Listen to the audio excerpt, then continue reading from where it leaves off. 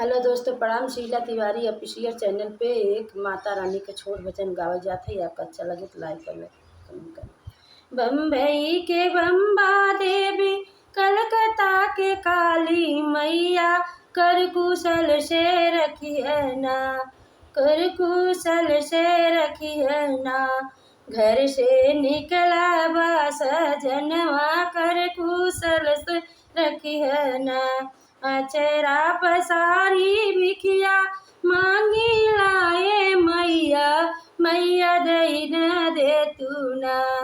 हमके भैया से भतीजवा मैया दई न दे तू ना।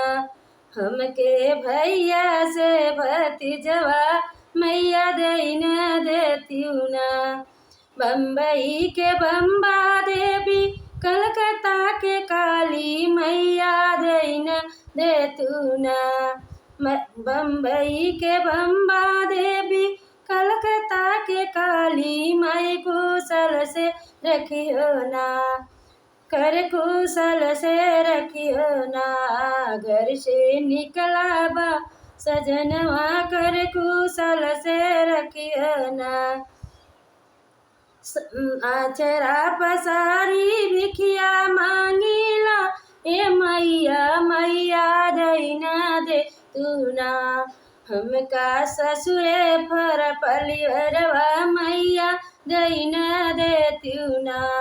हमका ससुरे भर पलिवरवा मैया दई न दे तू ना।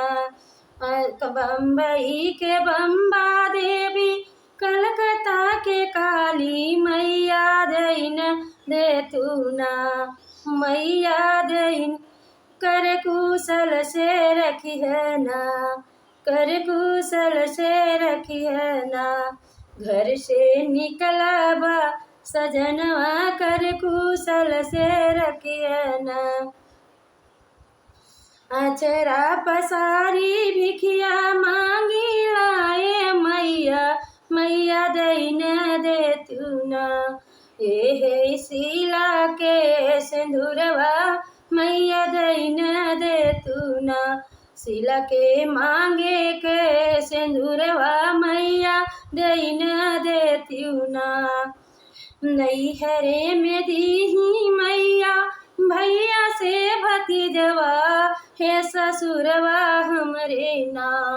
देही भरा पलिवरवा, हे ससुरवा हमरे ना।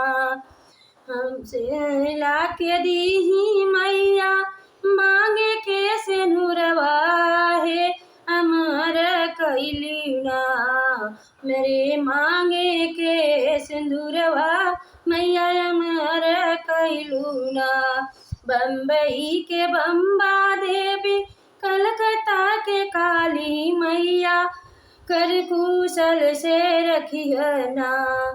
घर से निकला मोर सजनवा, कर कुशल से रखियो ना। घर से निकला मोर सजनवा, कर कुशल से रखियो ना।